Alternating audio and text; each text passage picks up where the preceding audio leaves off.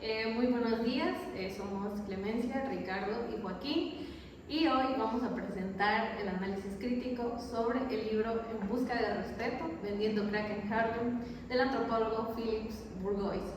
Este libro surge después de casi 4 años viviendo en East Harlem, conocido como el barrio, una zona que está bastante marcada por la pobreza, segregación racial y economía subterránea. Entrando un poquito más en el estudio de Bourgois, ¿qué buscaba? Bourgois no llegó para estudiar drogas, sino para entender la marginalidad, la segregación y cómo se forma la cultura de la calle.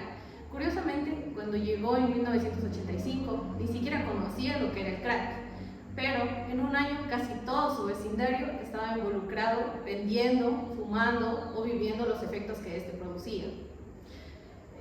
Harlem tiene un nivel de pobreza extremo, el 40% bajo la línea de pobreza, rentas muy altas, una enorme economía informal, la venta de crack, cocaína y otros productos ilegales funciona también como fuentes de ingreso en un lugar donde los trabajos legales pagan demasiado mal.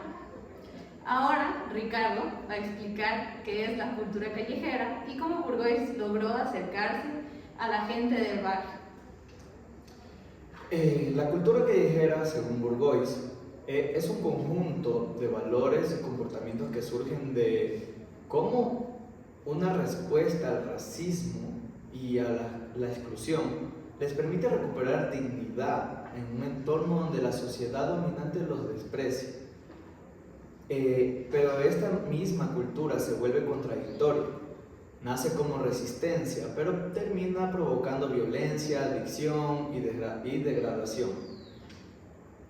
Tenemos en claro que en un espacio público, o la mayoría de personas en el barrio no consume ni vende drogas, pero igual pierde el control del espacio público. Eso obliga a las familias a encerrarse y querer irse apenas puedan.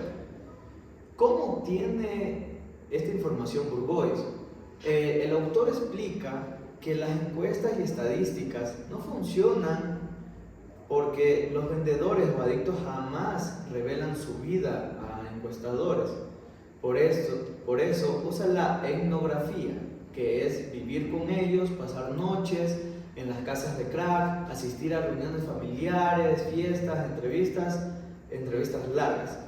Él mismo admite que es un método difícil porque mostrar la realidad puede ser usado en contra de quienes estudian. Con esto pasamos al capítulo 2. Joaquín va a explicar el concepto del apartheid estadounidense y una escena clave del libro.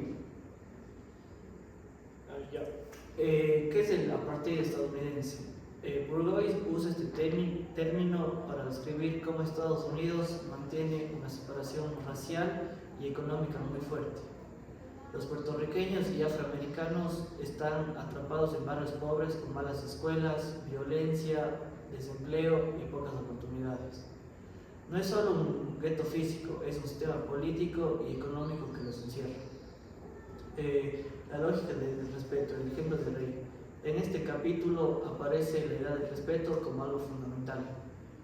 Bourgois cuenta que casi arruina su investigación porque una noche sin querer faltó el respeto al rey, el jefe de una de las casas de crack, delante de sus empleados.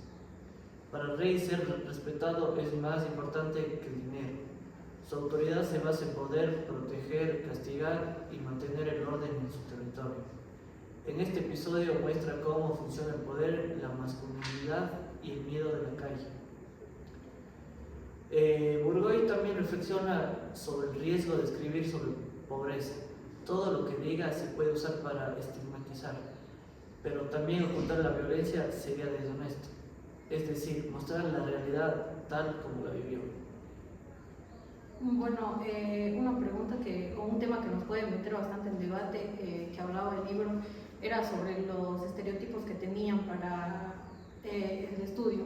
¿Ustedes creen que Bourgois logró evitar estos estereotipos o igual reproduce las imágenes negativas que se daban en el barrio?